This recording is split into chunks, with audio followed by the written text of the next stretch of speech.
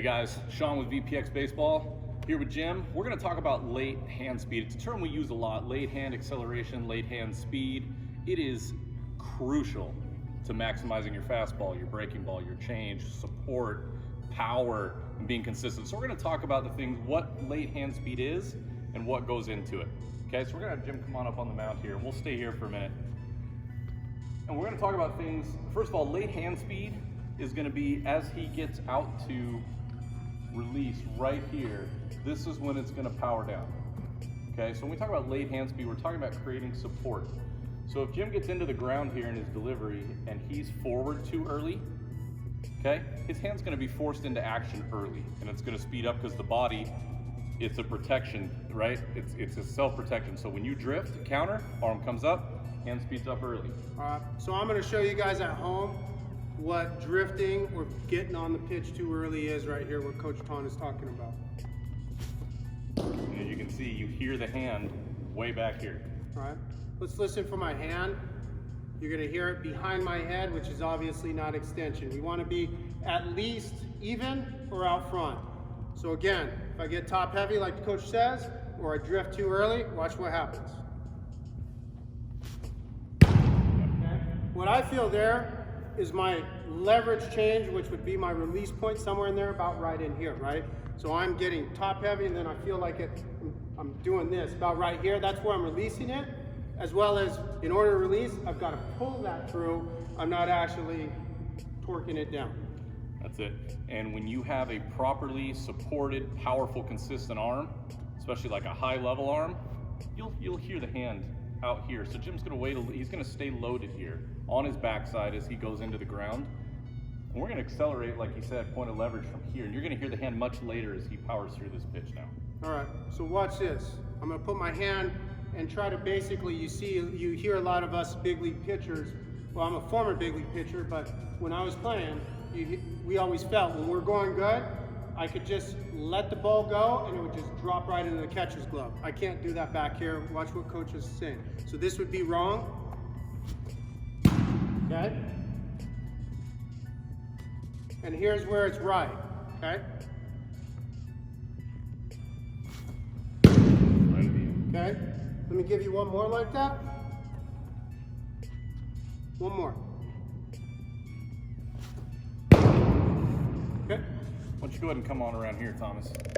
So as we look from behind here, what you guys are gonna see is as he does it, he's gonna do a few incorrectly here in the beginning, and you're gonna watch as he starts to move down the mound, it's not gonna be just his back hip, it's gonna be his whole upper body, which is what forces his hand into action too early. So here's some things that you probably learned or heard about right here, right? One is to stay over the backside, right? And so we work this way and do all of these different things. Two is try to stay close. Well, I could do that right here. I mean, there's no issue. But when I'm trying to compete on a pitch, all of that goes out, right? So that's why at VPX we work in movement enhancement, not mechanics or steps, right? So like Coach is talking about, if my head goes here, it's going to create all kinds of other issues. So watch what happens when I do it wrong. See, it's out of control and early with the hand. Again, that was top heavy, okay? Now I'm gonna open up early, which is what a lot of young pitchers do. Okay? Too early. Now I'll do it correct, right? So I'm gonna keep my head over my back hip as I drive into my foot strike to connect my kinetic chain reaction and heel connect, as we say, as well as I'm going to stay closed and create as much of a power T, right? Power T as possible. So it's here, boom, okay? You might not see it be perfect when I throw, but you're gonna see some form of that, all right? So I'm gonna drive downhill, here we go. His hand right there, you're hearing it right here, almost off the mound, which is because he has full support all the way through. Okay, my hips are gonna move underneath me, not here, but they're still gonna be with me here, all right? That's what I'm trying to accomplish here, so that therefore my hand is out front. Here we go. Okay, I felt early on that. A little bit. All right, one more time. Early. I'm gonna try to do it late here. That's correct. right? Even though the ball's high, feel pretty good about that. Where you guys see this come in a lot of times is with breaking balls, right? So your breaking ball is going to tell you a lot of the story here on how you're doing. So I would say, geez, probably 90% of the issues people have when their breaking ball gets wide or loopy or it's fastball, curveball, or something of that nature, it's because of this. It's because the hand is forced early, because as I'm going through, I'm this way. So as soon as I do that, we talk about counterbalances, that's coming up. So in a sense, I'm now throwing a curveball from here, and I have no support, right? But if I stay back here longer, push, there's nothing forcing the issue. So now this doesn't become a breaking ball till then. Now I can turn it and pull it, and that's when you see tunneling and the ball going down on plane. All right, so I'm going to give you fastball, curveball where it's not correct. I'm going to fly open.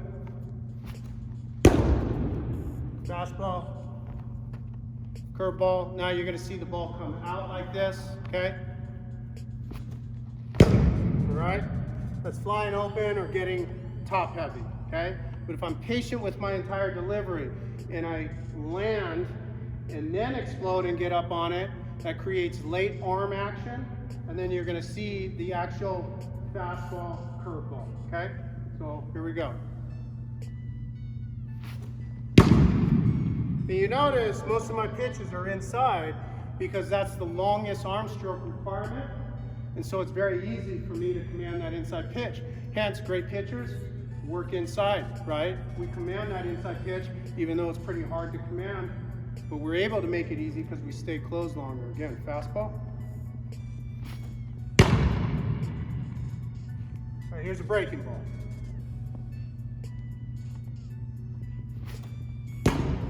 Okay. Yep.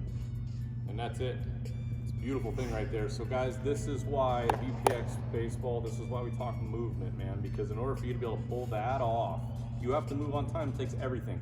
It takes landing first before you drive and rotate. It takes staying loaded. It takes working on time with the arm. And all of a sudden, pitch quality goes up, your endurance goes up, your strength, your sitting speed. All of a sudden you can pull those miles an hour that you flash, pull them out every time. You should move correctly and be late.